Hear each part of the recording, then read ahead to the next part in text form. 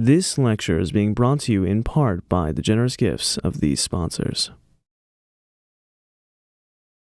Well, thank you so much.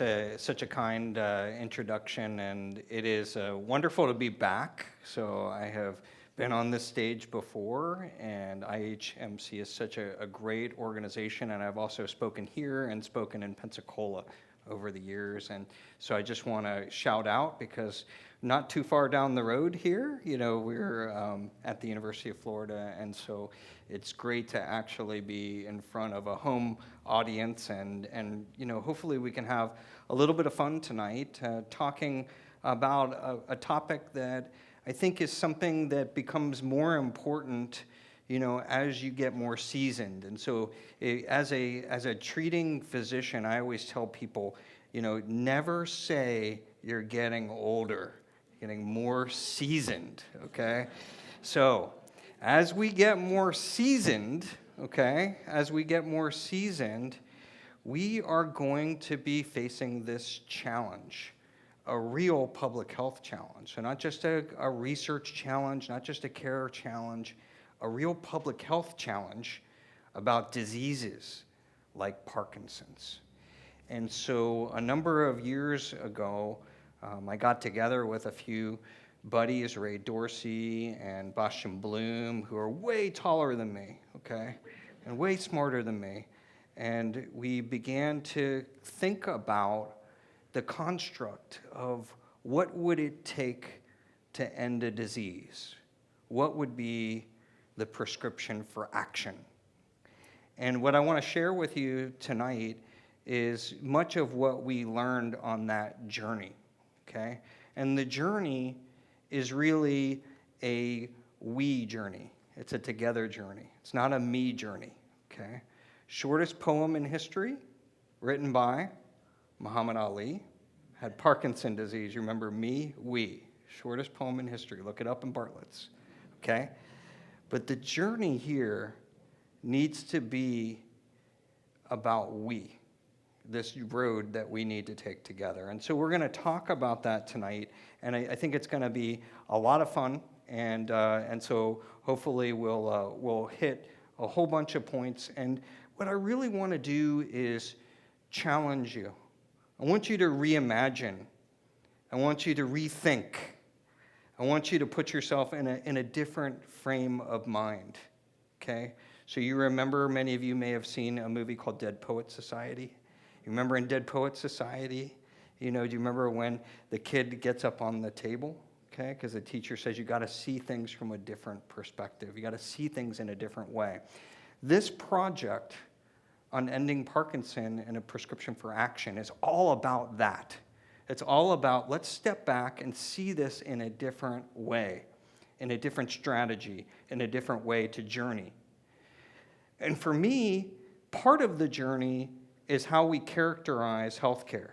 And I don't want to cherry coat things, and I don't want to shock anybody, but the American healthcare system may be a little bit broken, okay? I know, it's hard it's hard for you to accept that, but it may be a little bit broken.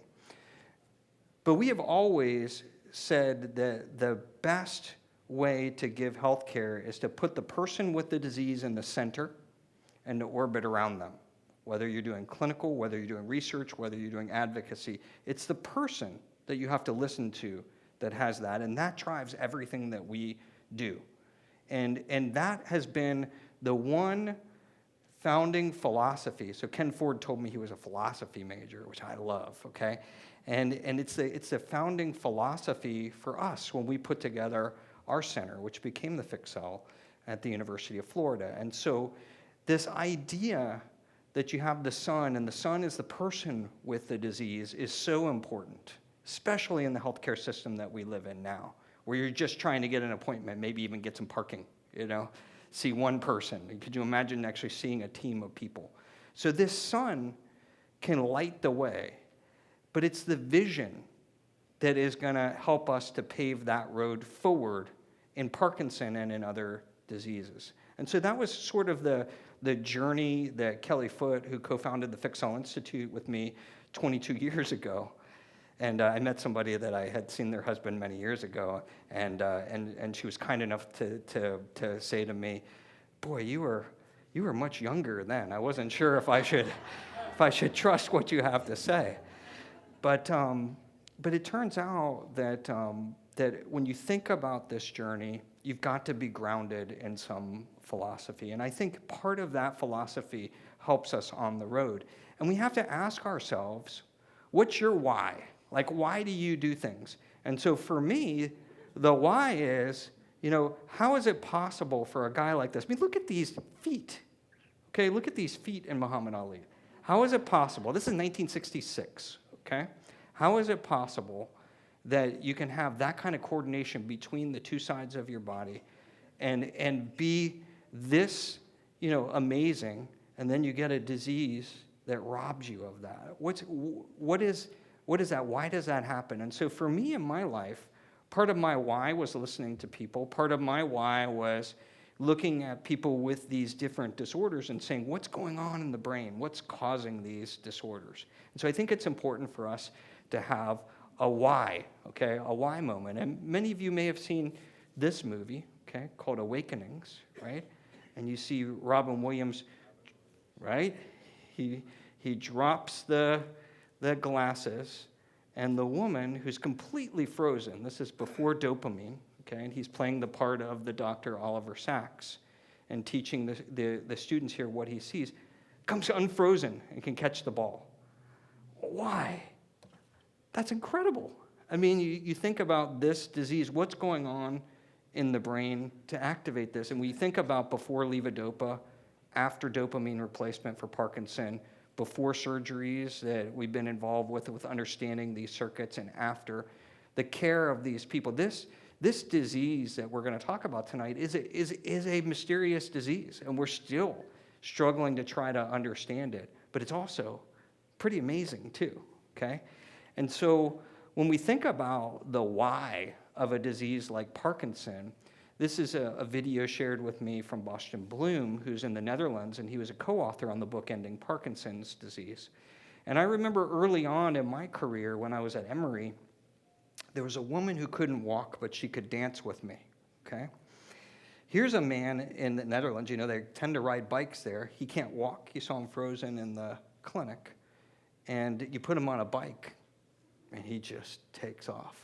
Now, of course, when Boston Bloom published this in the New England Journal of Medicine, the biggest critique that he got? Why didn't you put a helmet on the guy? You're like, okay, the poor guy. Turns out helmets are not mandated in the Netherlands, so he had a pretty good excuse for it.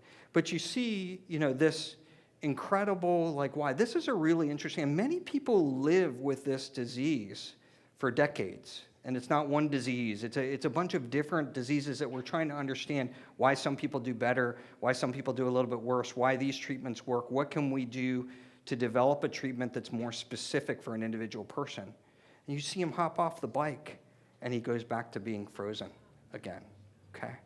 And so when we think about Parkinson's, okay, back in 2013, we wrote a book for the foundation called 10 Secrets to a Happier Life. And the book took on a bit of a life of its own. And it was humbling to me because I had written so many research papers that nobody had ever read, okay? And then I wrote this book, and everybody read this book. And it had, just 10 things that to me seemed obvious from all the folks that we had seen from all over the world. We see patients from every continent, people with disease from every continent except for Antarctica. And we learn those things and we reflect them back. And sometimes the simple things we don't appreciate.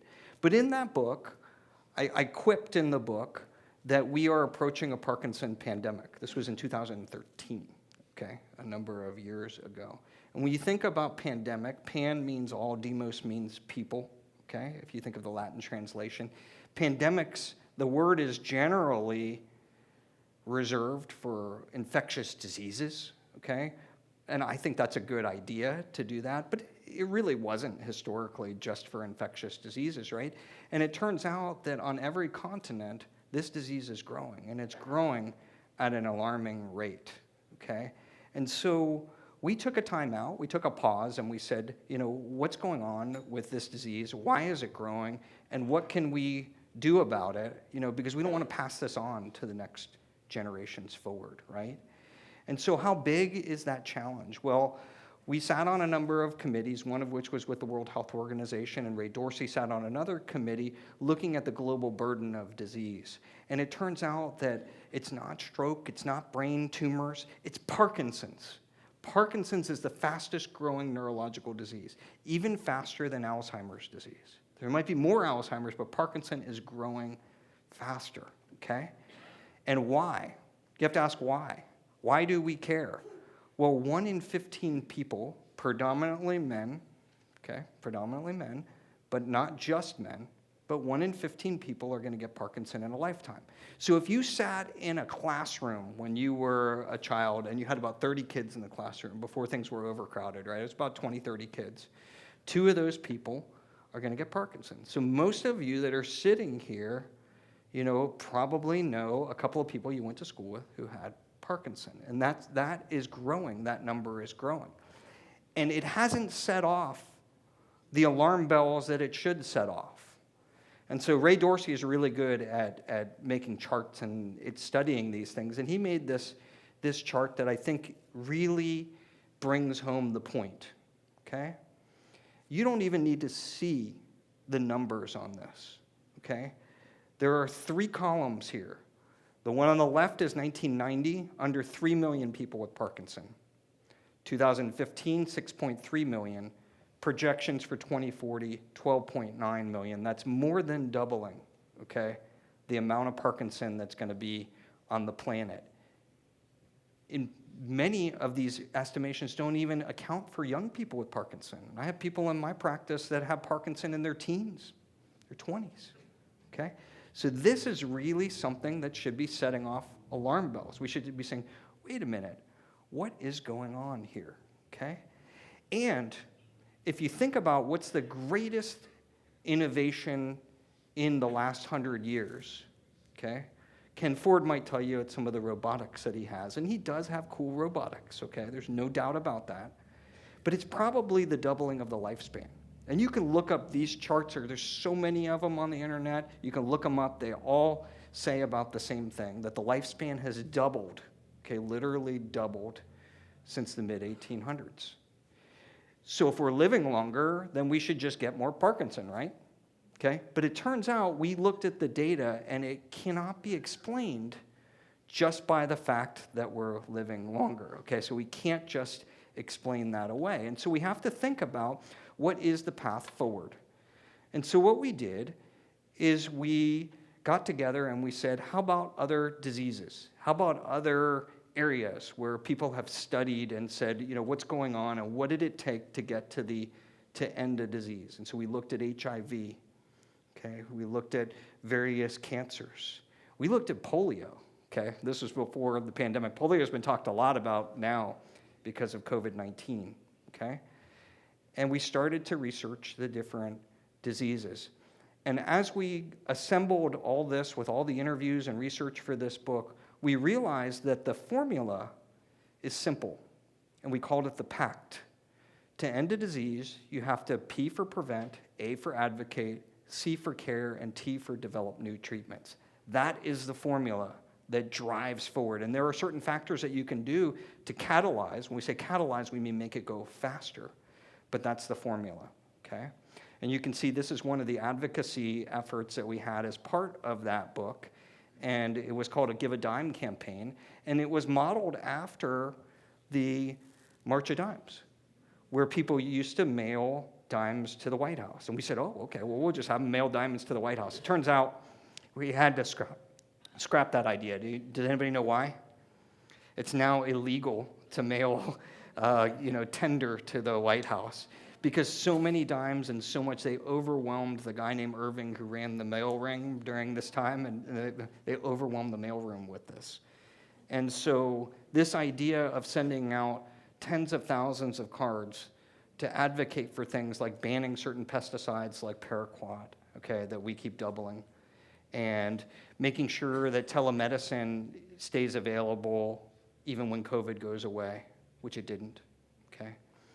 And making sure that we figure out how much money we need to push into Parkinson to make that change, based on the experiences of what we had seen in other diseases. So here's a couple of my co-authors. You can tell immediately there's a big difference between us. Not just in intelligence, okay? But any place that we could smile, anybody who would listen to us, we had a Booker T. Washington type of get out, and walk the nation, walk the world, and here we are in Barcelona, just trying to get the word out to as many people as we can. And you may have noticed that in addition to the healthcare system not always working optimally, we've been over that point, that we don't seem to be able to agree on things in Congress, okay? I know, shock, okay? I know you're all shocked, okay? But recently, on December 14th, there's an act that's name is almost the same name as the book, okay? That was represented by Gus Bilirakis from Florida and Representative Paul Tunko from New York, that passed at 409, almost unanimous through the House, the National Plan to End Parkinson's Act, and that will be headed to the Senate, and it's looking good, like in the Senate. And so these are the things that are gonna make a difference, okay, and how we're going to push in. And that's the advocacy to change things. But it's important for people to understand the why. Why are we doing this? Because this is something we don't want to pass generation to generation, and things where we can reduce the number of cases that we're seeing and hopefully push, to a better horizon, okay? Now, when we put out, thank you, when we put out the Ending Parkinson Disease book, the other really incredible thing that happened was there was a group of people that were folks who had Parkinson, and they formed an organization, and it was called the Parkinson Disease Avengers, the PD Avengers. Have you ever heard of it? It's like the capes and everything. And now there are thousands of them that have kind of rallied around this grassroots effort. Lesson: it isn't a person that's going to change this, and we know this from polio, we know this from HIV. It's a movement. It isn't a person, it's a movement, okay? And so the movement goes on. And so when we think about prevent, advocate, care, and treat, when I was testing the talk earlier today, Gordon, who is a great AV specialist here, caught this slide literally as I went past it really quickly, and he said, "Oh, are those Superfund sites?" And I said, "Wow, yes, they are Superfund sites." And he said, this organization, IHMC, they're on a Superfund site and close to a lot of them in Pensacola, and there's a lot of them here. And if you look at these purple spots, he's absolutely right, okay? And I always say, where do you live, okay? Superfund sites, what are they? Okay, what is Gordon talking about? Why is he concerned about that? That's where something has gotten into the environment that the American system has said, we need to clean this up because it's gonna probably cause disease or something bad is gonna happen. Now, of course, you probably realize that there are a lot of these sites, and I know it's gonna shock everybody, third shocking thing of the night, okay, that some of these sites, many of these sites, most of these sites haven't been completely cleaned up, okay? But where you live is something that's becoming very important for degenerative diseases, like Parkinson disease, okay? Where you live is very important. So I often say, where do I live? Well, my favorite pizzeria in Gainesville, I won't say which one it is because I don't want to hurt their business, sits on a Superfund site. Okay, I'm not going to stop going there, but maybe I'm going to take it as takeout, right? So exposure and knowing, what's been there, and you see, lots of things. And Ray Dorsey, this is one of the things he does for a living, goes around the country and checks, kind of like Aaron Brockovich, what's going on, and overlays these maps as to where things are happening and investigates these things. This was a story of trichloroethylate, okay? This is a chemical that's common in dry cleaning, okay?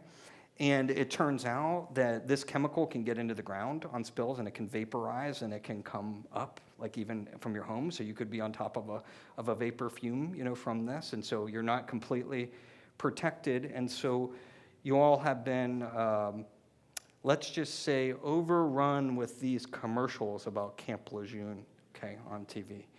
And none of the authors of our book have testify in any of these cases. They all want us to, because a lot of what we wrote, may have sparked, this sort of movement, as to these chemicals, or contributed to it. And this paper appeared in one of the Journal of the American Medical Association subjournals called JAMA Neurology, an excellent journal showing the risk was 70% higher in people who lived in Camp Lejeune, okay, from this contamination of TCE in the water, okay? So we have to prevent Parkinson. So we have to ask questions. They're not hard. They're not hard, folks. Do you know the chemicals and pesticides to avoid? Do you pay attention to where you live and where you spend time? Do you use air filters, apps? Are you supporting bans, to try to get these things off the market and out, of, where you might get exposed? And we look at certain pesticides like paraquat, which was on our campaign, our red card campaign we sent to the White House. Paraquat literally doubled in the last 10 years, okay, here in the United States, okay? 32 countries have banned it, including China. In the UK, they didn't ban it. They banned it for their people, and they ship it here for our people, okay? And so, we've been part of an amicus brief to have the EPA kind of go back and look at this successfully, and also in TCE. And so Ray Dorsey and the group have been really absolutely terrific at this story. This story is such an important story. So P is prevent, A is advocate. And one thing that you learn if you study other diseases is it does help to have advocates that are well-known, okay?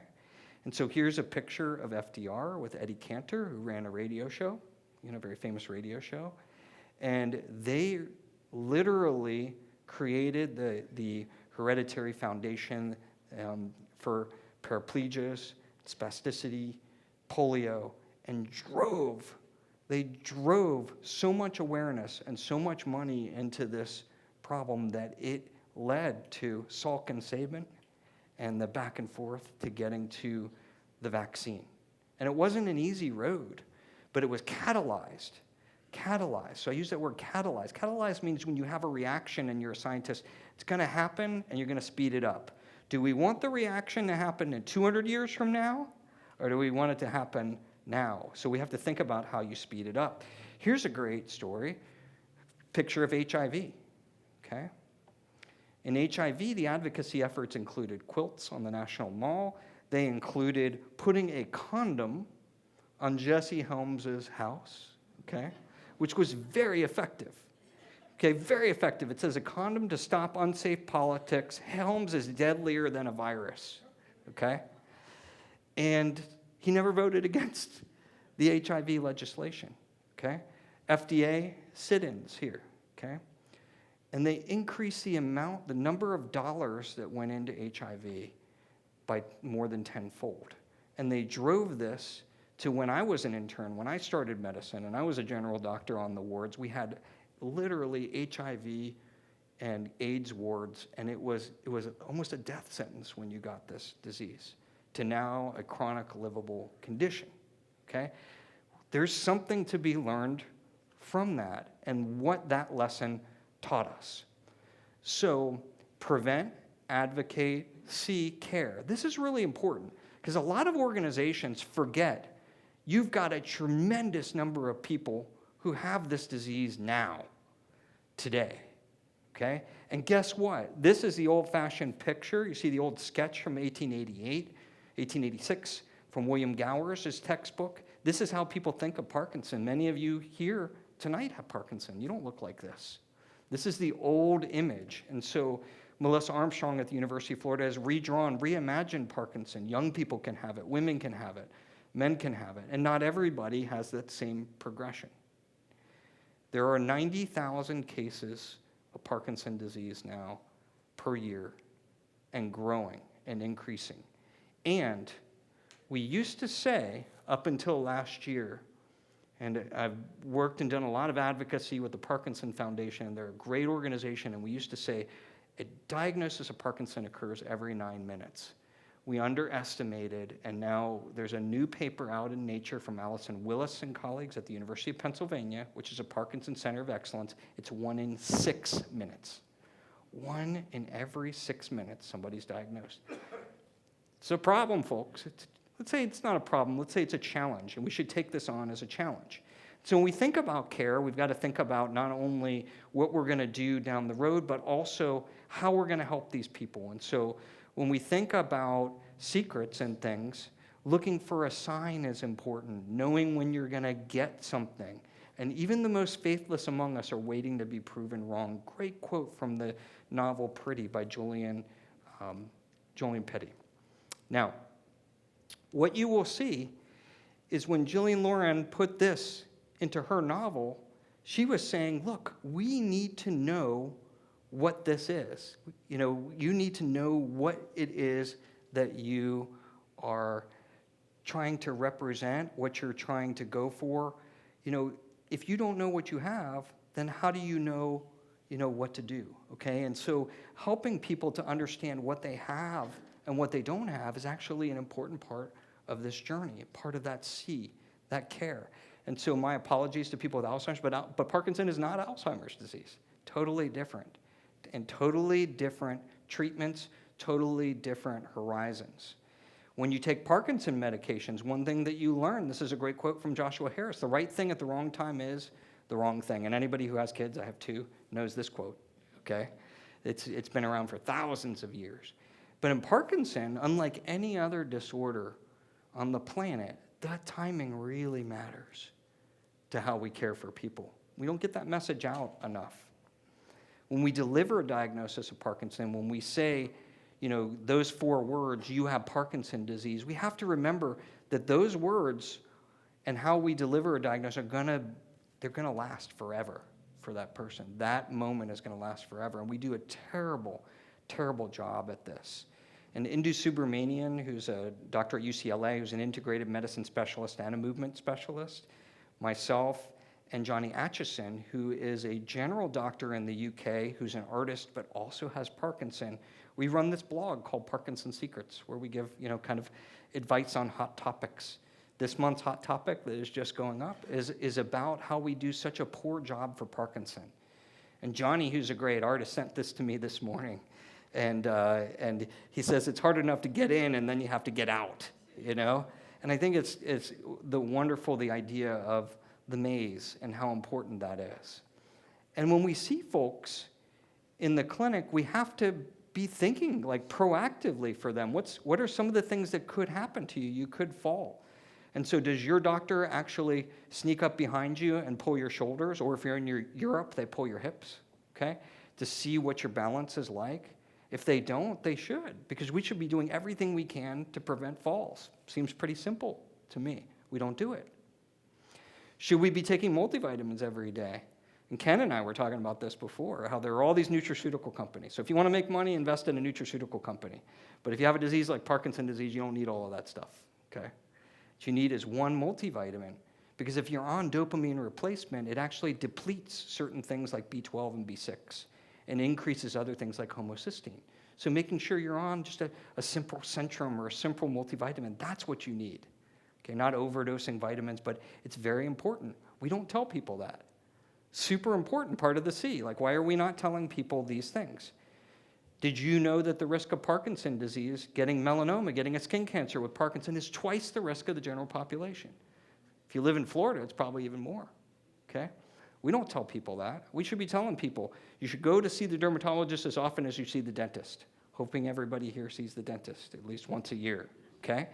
Super important, that's part of that C. We're not doing a good job on that aspect.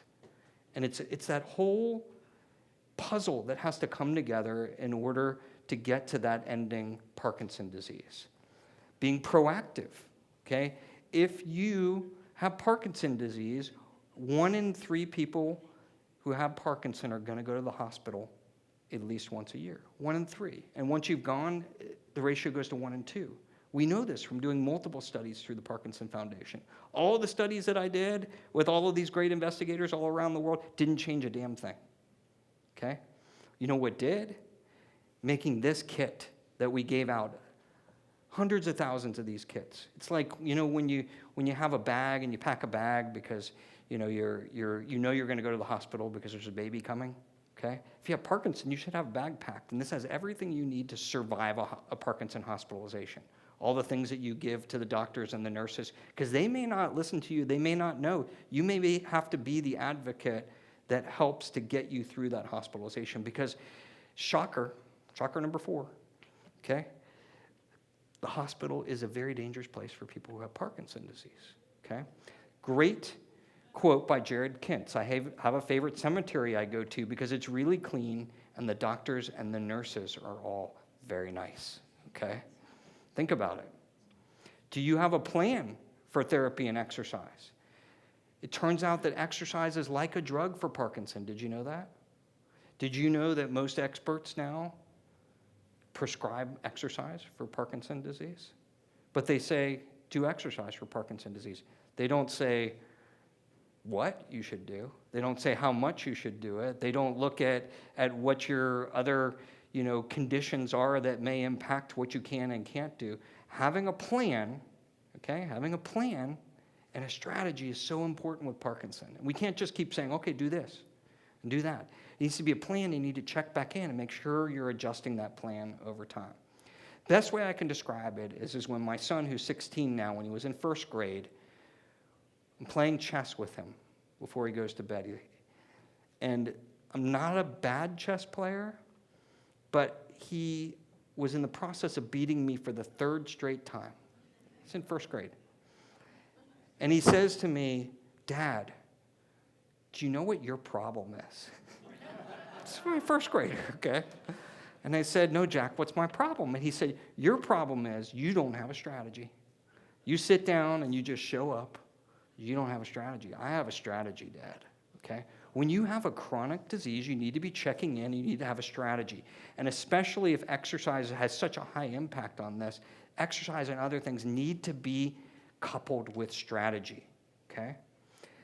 And some of the things that you'll hear from people is about nutrition. And certainly nutrition is important, and we know in Parkinson a Mediterranean diet seems to be better, but we don't understand a lot about the microbiome. We're talking about, absolutely billions of different organisms that change by the minute and change on all the things they do. So you have all these people telling you and writing all these books about what to do with nutrition.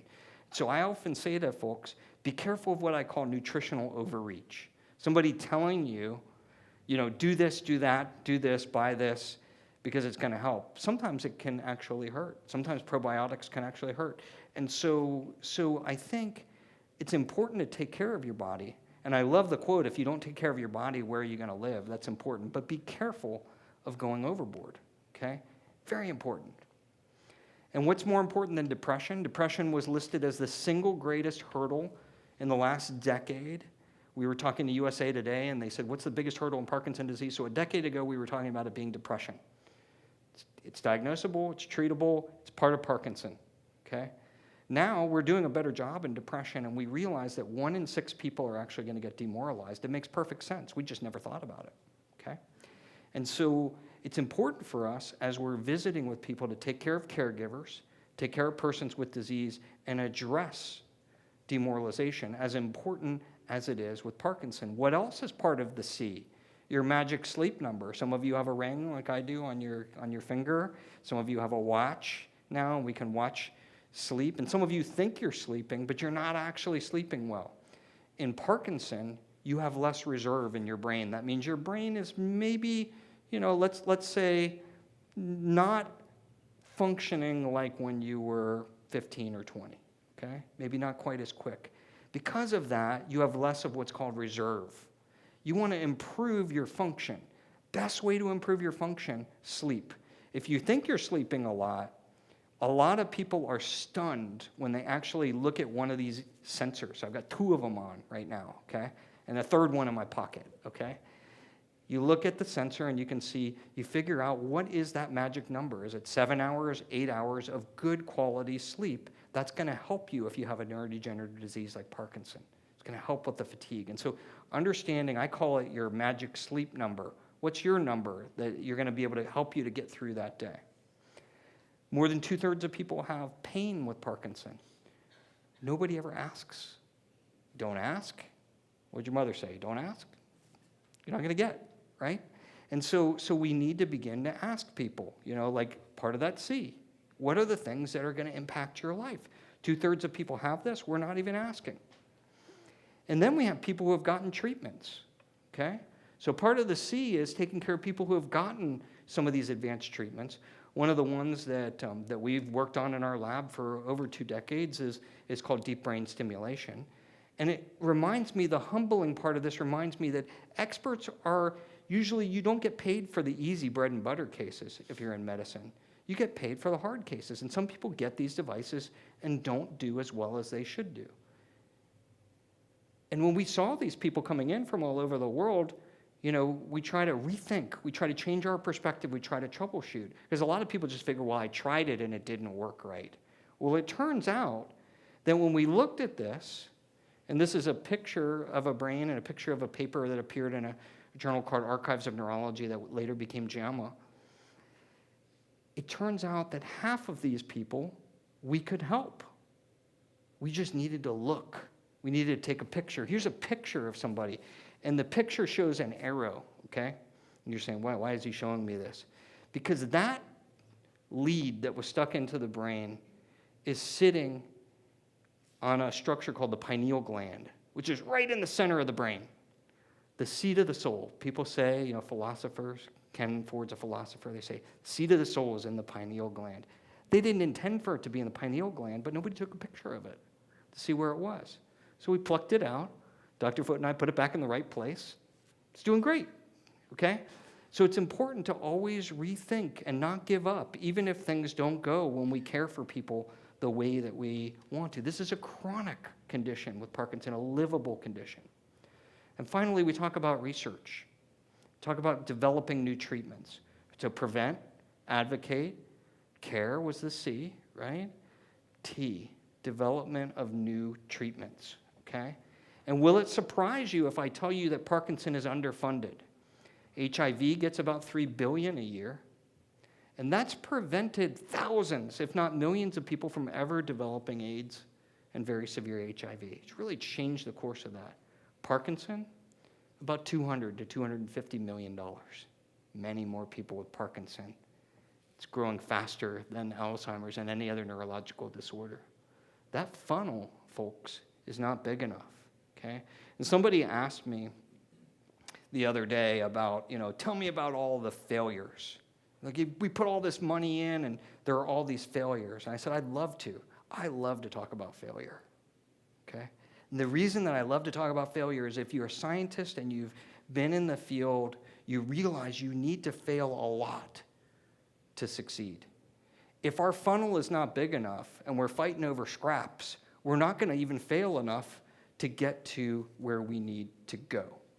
This is just known. This is centuries-old wisdom. And so when we think about developing therapies for Parkinson, I like to think about it in buckets, because I consider myself sort of a simple guy.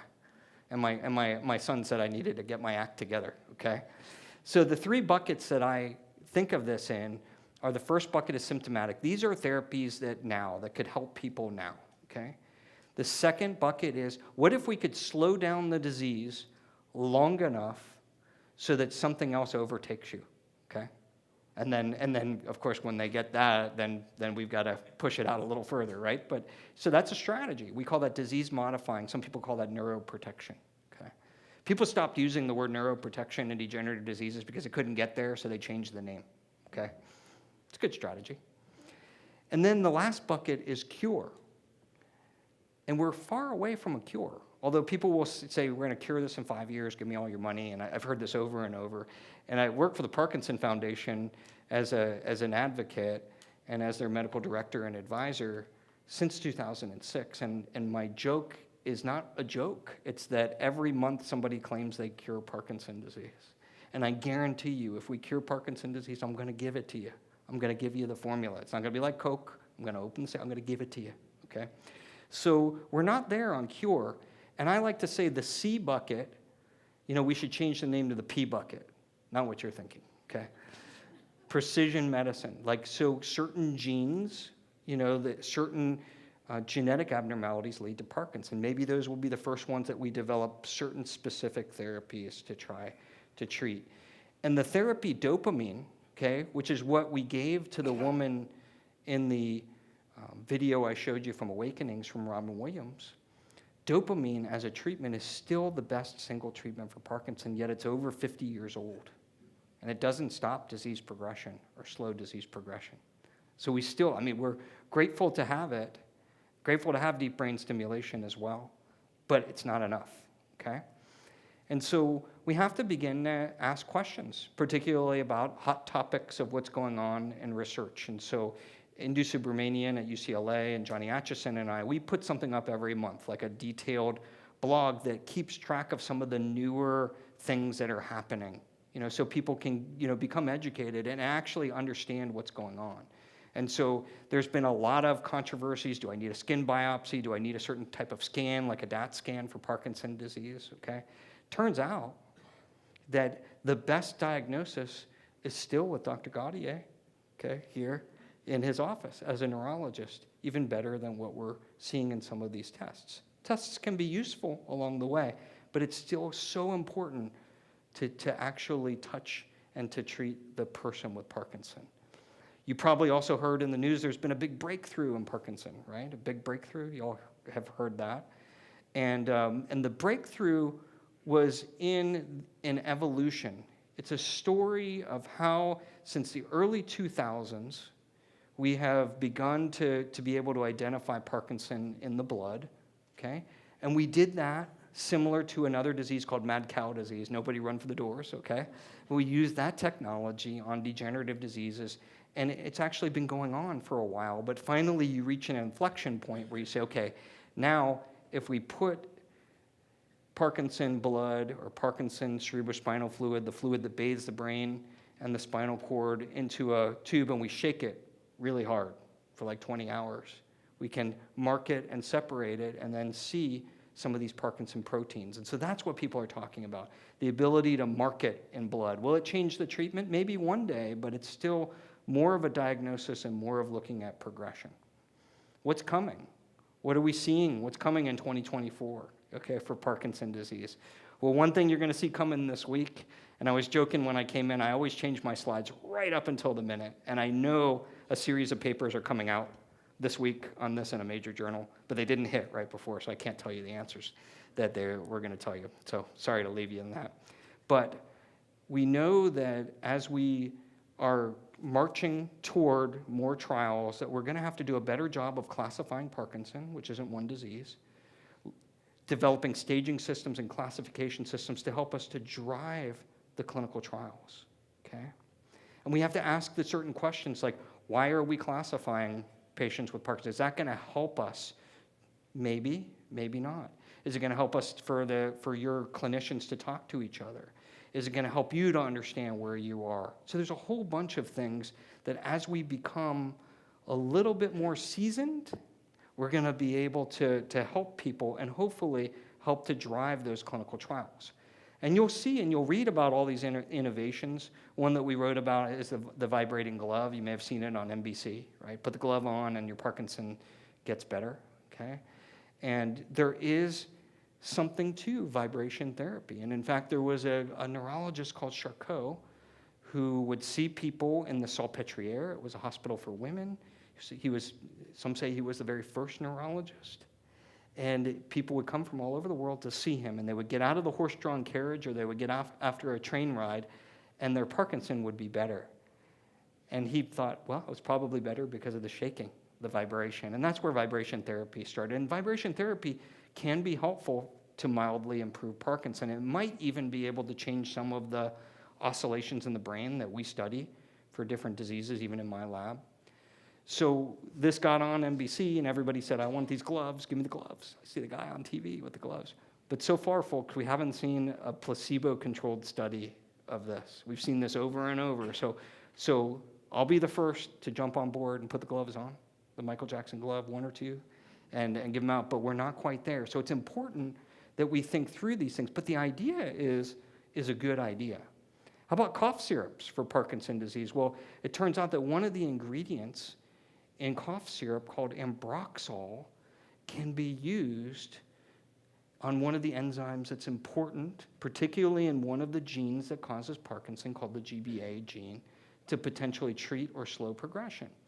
And so there's a new study that's going on in the UK, and then it started with a guy named Tony Shapira, who published the first study in JAMA Neurology a couple of months ago on this. And so there might actually be something to it. The problem is we don't want you going and grabbing cough syrup and taking it, because that can actually worsen your Parkinson, especially all the other ingredients. Plus, we need to test it to make sure it's safe, to make sure it's something that might be helpful. But the answer could be under our noses, and so we have to look. And remember, there are many types of research for Parkinson's. So here's Icicle Gundez here being interviewed by CNN, one of our scientists here on brain oscillations. Karen Heglin doing research looking at cough and swallow. The leading cause of death in Parkinson is aspirating into your lungs. Don Bowers in neuropsychology, Aparna Shukla in stimulating from outside the brain. Remember, it's not just drugs, folks. Okay? There are lots of things that are going to drive innovation in the field. So on the horizon, you're going to see us targeting specific genes. You're going to see new techniques to modulate the brain and the brain circuits, new drugs, and then repurpose drugs maybe right under our noses. And even in our lab and others around the world have been looking at the idea of understanding the brain's language.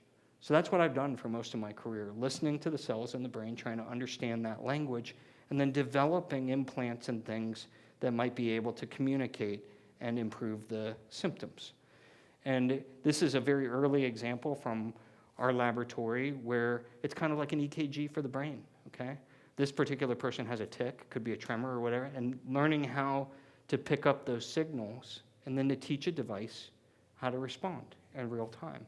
And we're now seeing this after several decades. We're now seeing a lot of these innovations make their way into the clinic to try to treat specific symptoms for specific folks.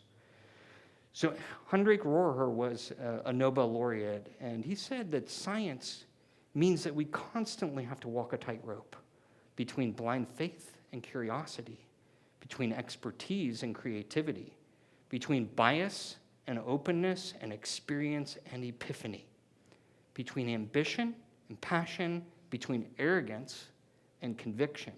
In short, between an old today and a new tomorrow. And so when we think about this, there are all sorts of new therapies. You may have seen this one that was recently on 60 Minutes, focused ultrasound, okay, in the brain. And you can see, ways that we can stimulate from outside the brain to either make lesions in circuits, that's what a focused ultrasound does, or we can shoot the focused ultrasound in at very low frequencies to not injure anything and to open up, you see this blood vessel here, to open up the blood-brain barrier.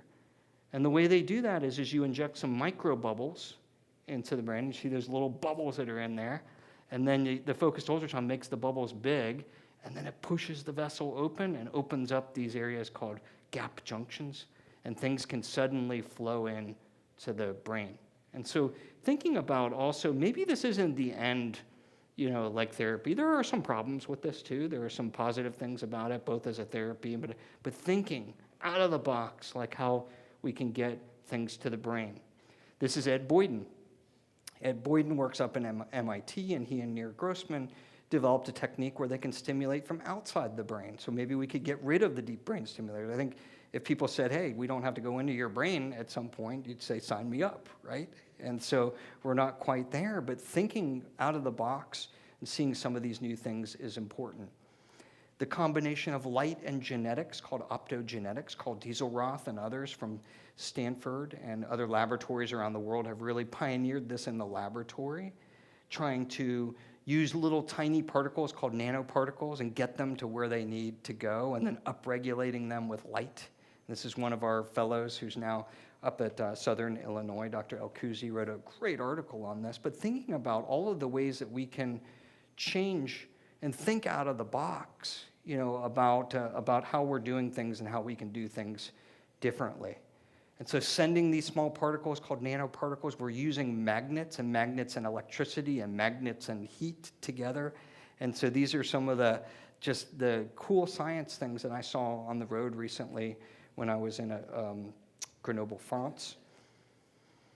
And thinking about prevention and thinking about what is it that we can do as a field to try to reduce the number of cases we have and the burden that we have of Parkinson. And so there's this great quote by William Foge about vaccines being the tugboats of preventative health.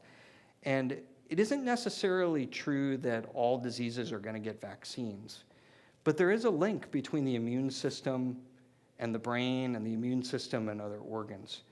And understanding that and understanding how we might be able to utilize this relationship to try to develop therapies that might slow progression or might allow us to kind of reach that endpoint of the P bucket, as we said, or the C bucket at some point is important. We're still far away, but it's something to be thinking about. P is for prevent, A is for advocate, C is for care, and T is for the development of new treatments. And as we march in that direction, you're going to hear a lot, not only in Parkinson, but in other diseases, about something called a biomarker, something that can tell you what's going on. And this was sort of the big rage, like, oh, there's a big breakthrough. It wasn't a treatment breakthrough. It was an inflection point after many years of research from many laboratories as to how to mark Parkinson, how to tell somebody has Parkinson. And when you have a really great marker of a disease, then instead of needing thousands of people to enroll in a clinical trial, you only need hundreds. And that can be a game changer when we're thinking about pushing more dollars, more science, more technology, but also more hope for people as we move forward. So this is a biomarker of imaging Dave Valancourt and I work on just down the road here, called free water imaging for Parkinson. I am supported by the National Institutes of Health by multiple grants, so I always say thank you to the government for supporting much of the work and the taxpayers. And thank you all for the invitation to speak tonight. And I would just say that when we think of this, think about what we can humbly do to leave the next generation in a better place than this generation, and to try to take those numbers with Parkinson and turn it around. And so that's what I want you to think about tonight. That's what I hope has inspired you in some way to think about what we can do to change things for the next generation. So thank you all for the invitation to speak. It's an honor to be here.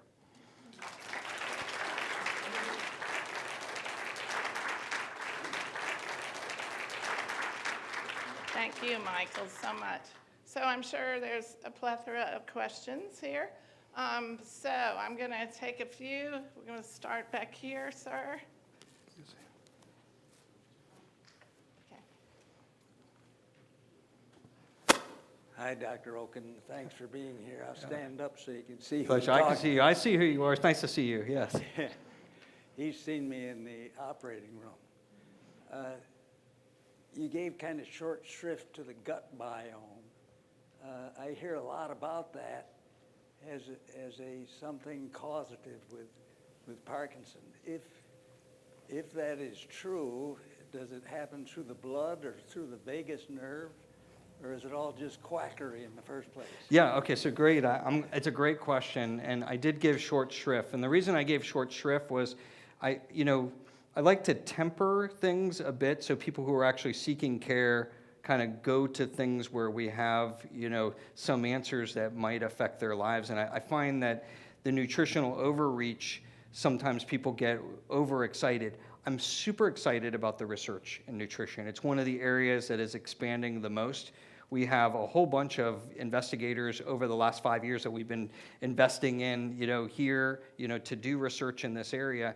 And I think that it's important for people to realize that when you look at the gut in Parkinson, or you look at the gut in a normal person, there are absolutely just millions and billions of phages and viruses and things that are living in there. And if you sample it, called the microbiome, you take a sample and you look at this, this is mind-blowing. There's no human here present, nobody that I've met that can look at that data and interpret it. This is going to have to be interpreted by AI and by computers, and of course, it changes dynamically over time. I mean, this is just mind-blowing to think about what's going on.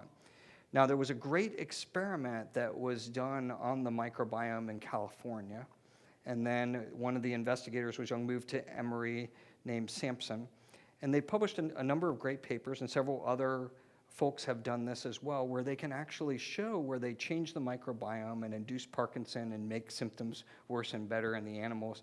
It's pretty interesting, okay? It's pretty interesting. And so we know that there are certain things that you can do symptomatically with your diet in terms of timing, with certain types of diet. We know certain proteins affect drug absorption. So it gets very complicated both in the care area, but the question is what's going on? And is Parkinson two different versions of Parkinson? So there's a great pathologist in Denmark named Per Borgheimer. Great name, right? Per Borgheimer. So Per Borgheimer has been writing a lot about brain-first Parkinson and body-first Parkinson. And one of the big theories is that the body-first Parkinson runs through a nerve called the vagus nerve that connects the brain to all the different organs and the areas, and that's part of the connectivity. But we don't know what we don't know. And any time a speaker comes up in front of you and gives an answer that is that long, it tells you they don't know the answer to the question. Okay. But yeah, I didn't mean to give short shrift. I am excited about that area. I know there was some hand. Yeah, okay. Ready? Thank you very much. It was very enlightening. Many years ago, there was thought that there was an increase in Parkinson from the people that survived the Spanish flu. Is there any indications that maybe the people that survived the coronavirus will have an increased incident? Yeah, so this is a great question, and I'm just going to paraphrase back for folks. There was this notion that all of Parkinson's disease, I'm going to tell you something really interesting. There was a notion by two Harvard neurologists, okay? So they must have been someone named Schwab and Poscanzar, okay? And they had this hypothesis that because of the Spanish flu, that all of Parkinson would die out because only people who were going to get Parkinson were the ones that got it from the flu. They were so sure of this hypothesis.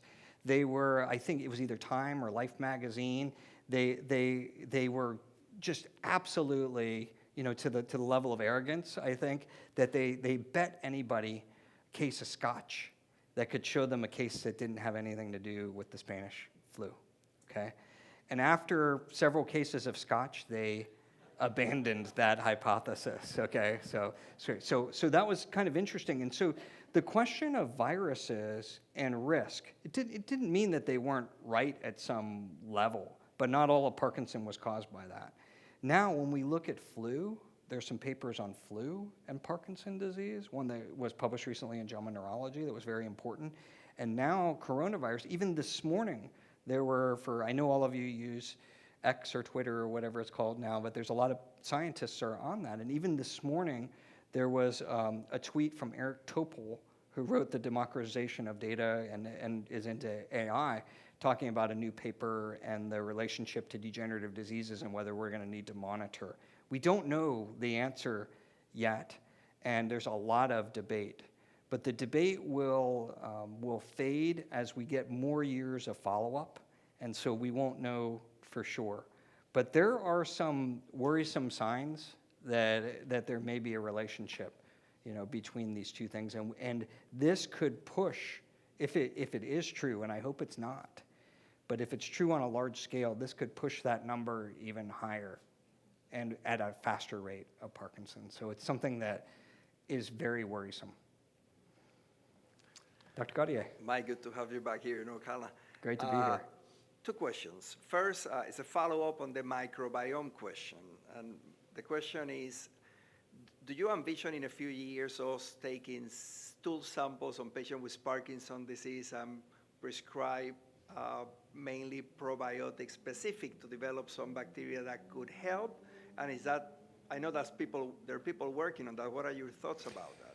So I think it's totally possible across, there will be some diseases that I think go in that direction, and it may not be Parkinson or it may be Parkinson. But I do think that, as gross as it sounds, I think that what you see in stool samples, it can be used, to better understand the microbiome and to design therapies. And so I think it's totally possible. Will it happen across all of Parkinson? I'm not sure, because Parkinson is such a heterogeneous disease. 20% of it is, less than 20% are genes. There are multiple different causes, and so, it might not end up being a one-size-fits-all, but I do think that there's a good chance you're going to see that. What you are seeing now are a number of groups, and there's some papers that are coming out on people doing fecal microbiota transplantation of the cells back in.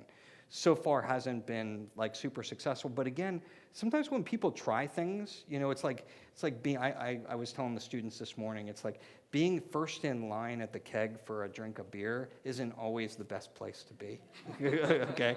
And so a lot of these people that they want to be first on fecal transplantation first, may not be necessarily that it's wrong, but the appreciation, the understanding may not be there. You had a second question. Can you comment on immunotherapy on Parkinson's, specifically as it relates to alpha-synuclein immunotherapy?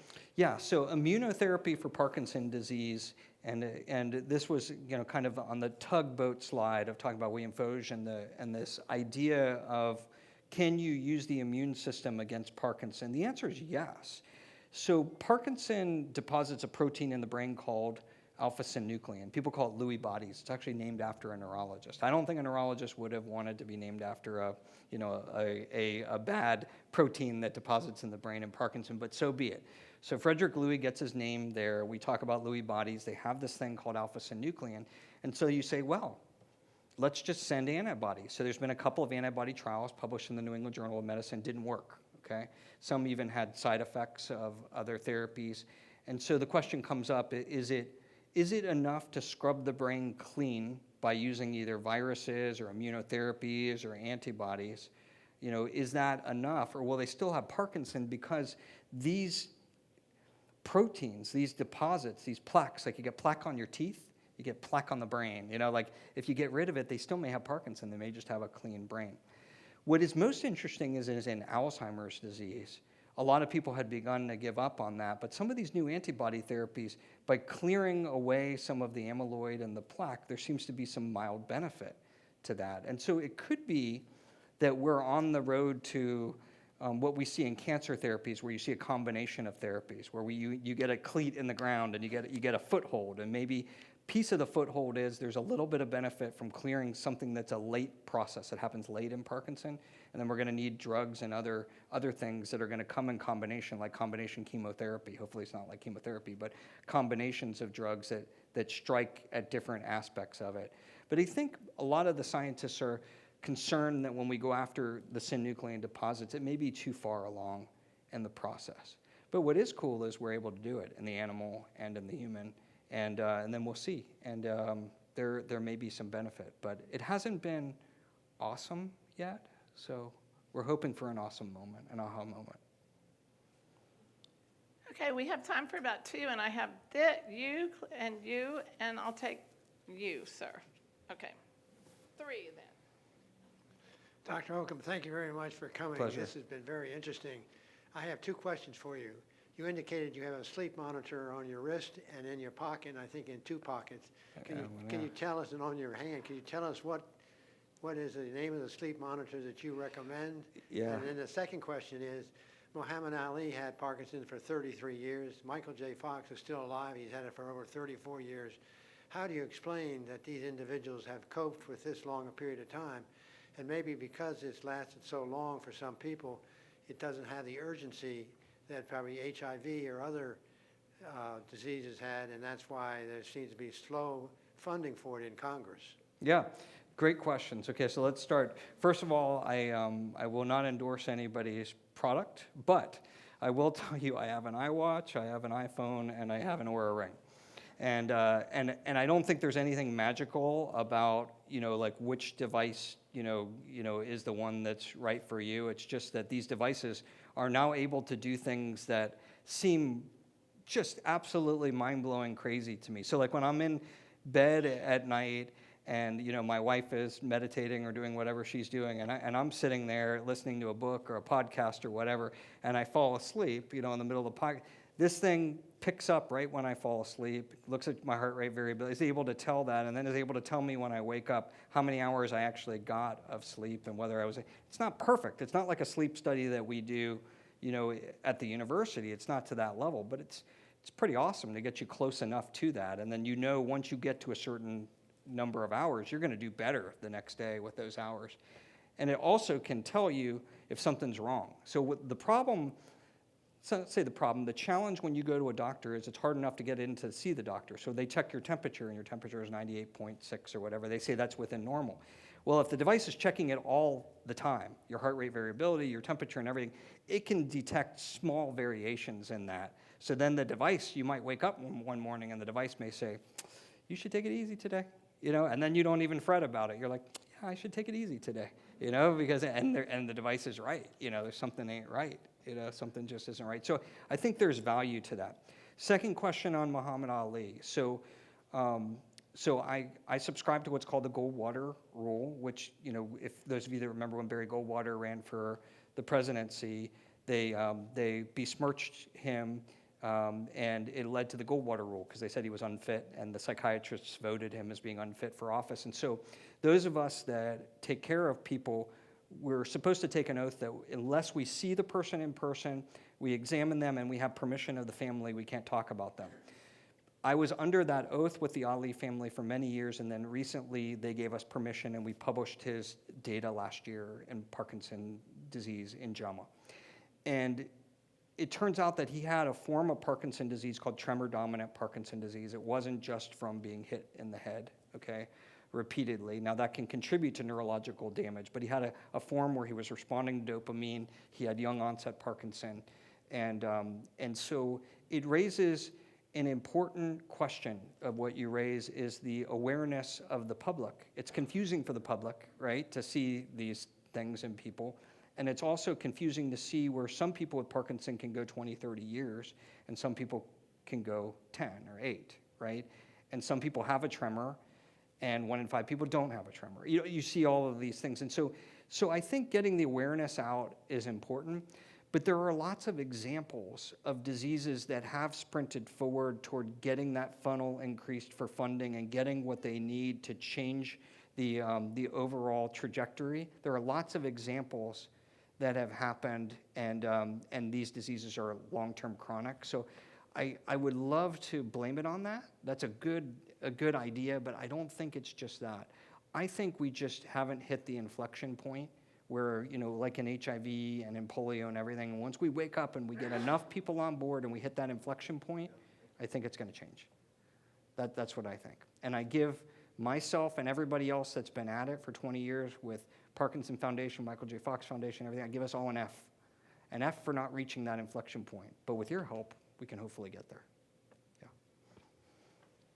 Good evening. Thanks for being here. Yeah. Just a quick question. In your observations with patients, is there a higher propensity based on gender, age, race? And you said places to live. Yeah, so there are differences. More men get Parkinson disease than women, and then the types of symptoms that men and women get are different, and that's been studied. There are differences in race. We know, for example, that people of African American or Black descent that have Parkinson disease are not getting care. So it isn't so much that there's less Parkinson there, but they're just not getting the care. They're not getting access to new surgical treatments, and this is a huge, huge issue. And so we have an initiative here at Florida called Black PD that we work with the Michael J. Fox Foundation on to try to reach people that have, various, what we call folks that have been in communities that are just either not getting the information, but also what we've learned is Ashley Rawls, who was one of our medical students, went off to Stanford and came back, and she goes into the communities and finds out that we are not doing a great job, not just in African American communities, but in communities all over the US, and getting the word out and teaching people about the therapies and also creating trust back and forth. We know this is true not just in African Americans in the US, we know it's true in African American and Black populations throughout the world. We also know that we see these disparities across the world in other areas.